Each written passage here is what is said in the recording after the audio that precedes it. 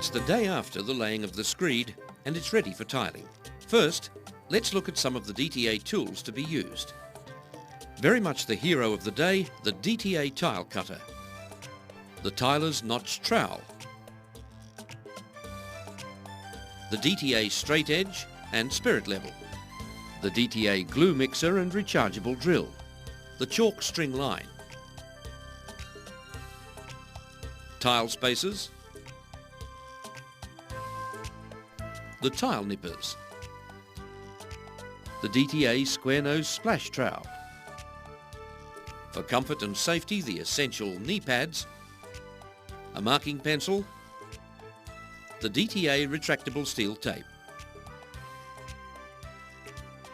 The tiles will be laid in a diamond pattern with a neat border. Incorporated in this border will be two DTA trims, one to accommodate vinyl tiles and the other to accommodate a polished timber floor. We'll discuss these later.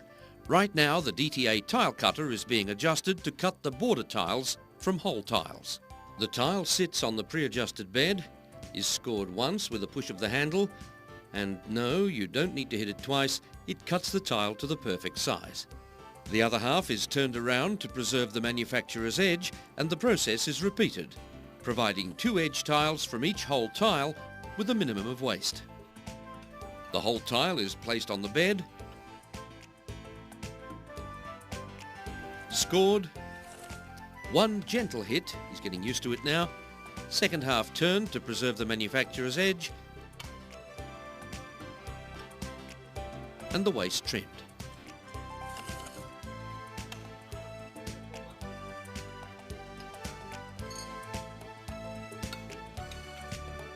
Since this is a test bed and not an actual floor, a short area is measured off to represent the area to be covered in vinyl. It's marked using the pencil and straight edge, and that's where the trim will eventually sit. The area to accommodate the first strip of the border is then marked out,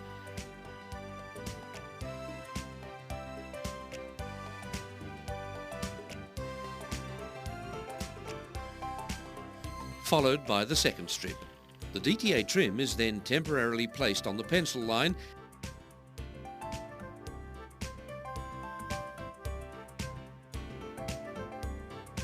and the timber floor trim is placed at right angles.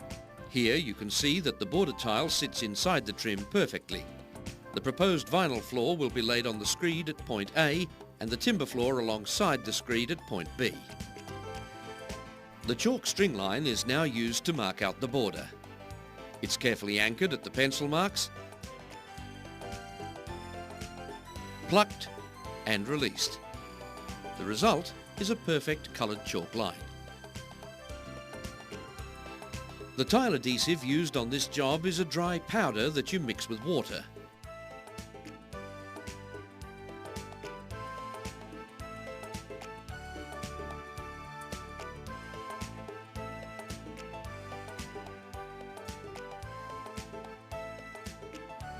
Easy job with the DTA mixing blade and the rechargeable drill.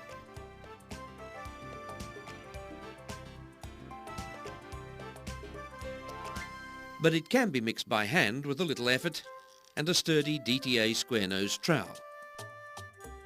You should check with your supplier for the type and quantity of adhesive you need. The notch trowel is available in a range of notch sizes, so you should also check with your supplier to ensure that you have the right one for your specific job. Properly mixed, the adhesive is a smooth, thick paste which is spread inside the border with the straight edge of the notch trowel like this, ensuring a bond occurs with the floor surface.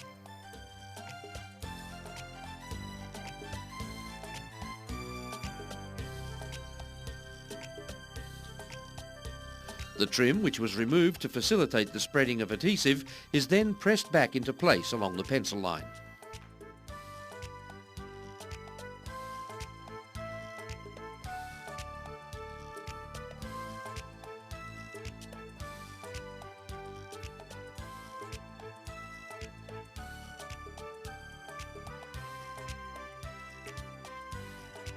More adhesive is added and pressed into the trim all the way along.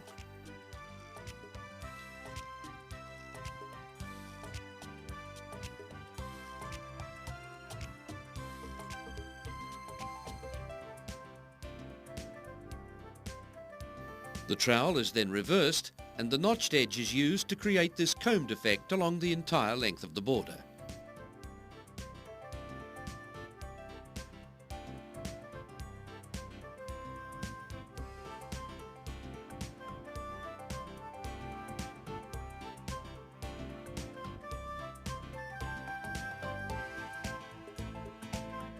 The border tiles are then simply pressed into place inside the trim, leaving a little gap between each tile.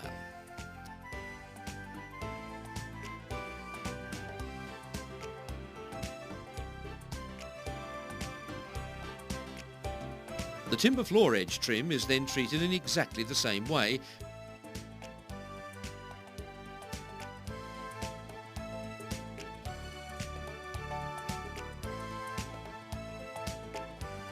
with the tiles pressed in, leaving that little gap between each tile.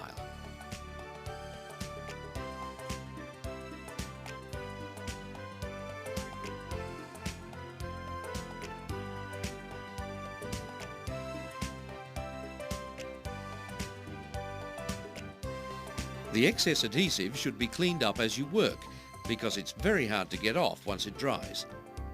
The border tiles are laid all the way to the end, but in this case the space left will not accommodate a whole tile.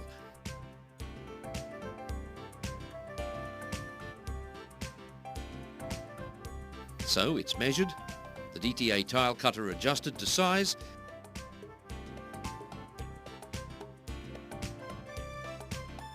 and the perfect size cut and placed.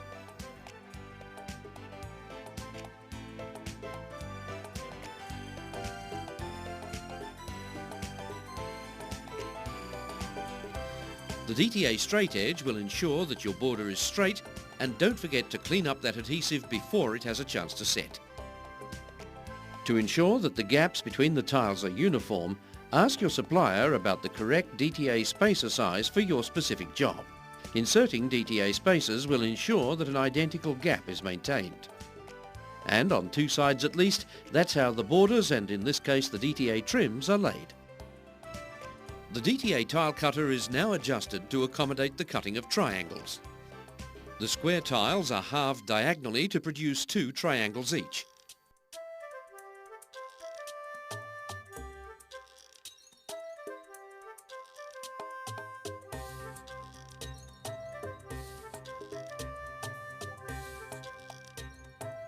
Sometimes a tile will not break cleanly. This can usually be rectified with the use of a tile nipper or a tile file. The first part of the design, consisting of 4 triangles and 2 squares, is laid in temporarily to check its positioning.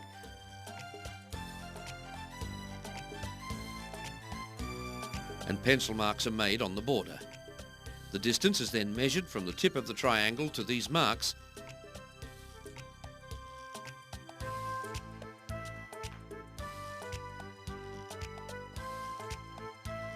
they should, of course, be identical.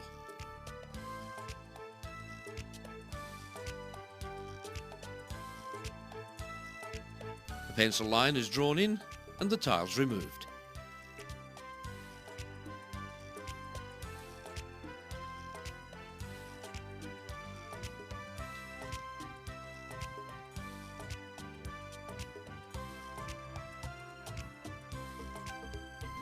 Adhesive is then added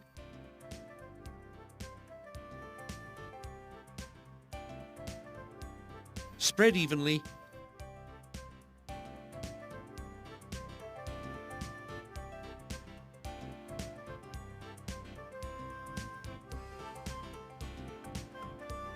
and then combed.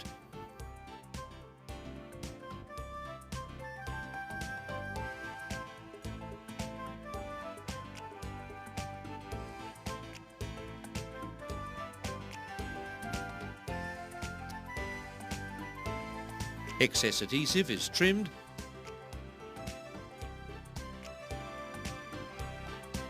and the tiles reintroduced and pressed lightly into place.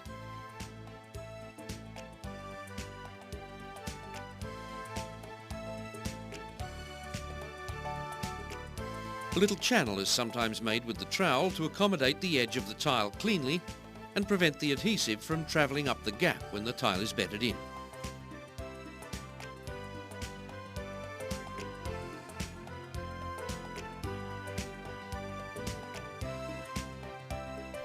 Again, spacers are added to check the gaps,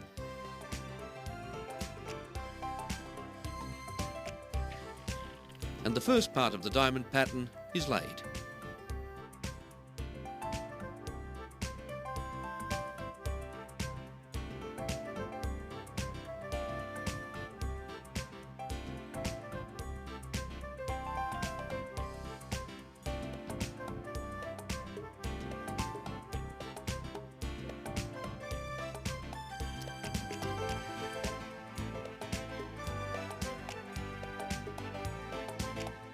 Measurements are taken to accommodate another 2 rows of tiles and the chalk line used again.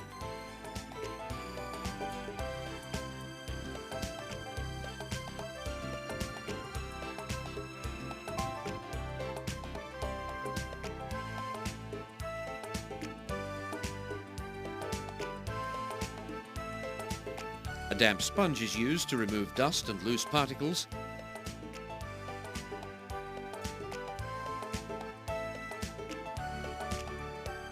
More adhesive is spread to an even thickness and combed as before.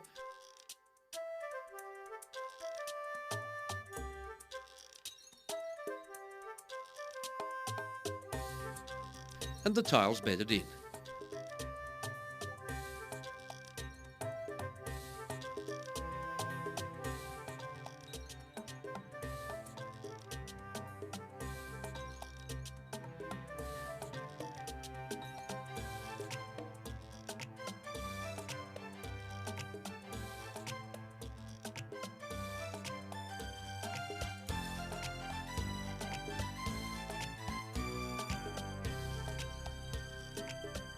Two hands are placed on the tile, and with gentle pressure applied, the tile is moved slightly to bed it in.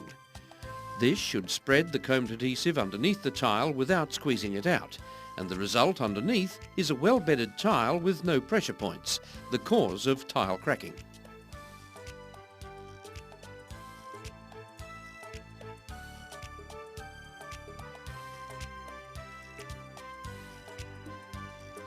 The 2 triangles at each end of the double row complete the next stage of the diamond pattern.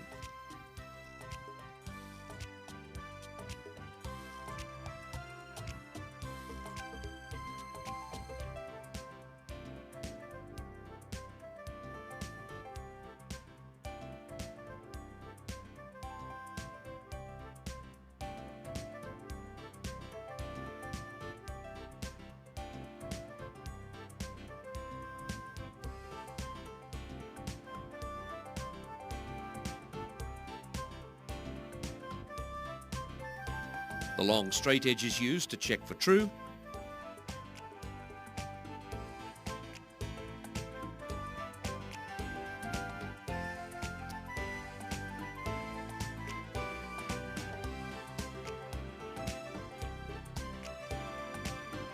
And once again the triangle is measured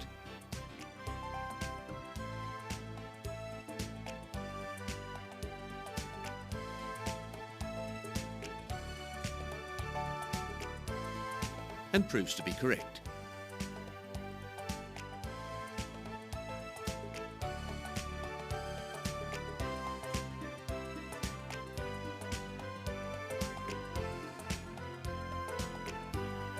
And that's just one very fine way to lay floor tiles.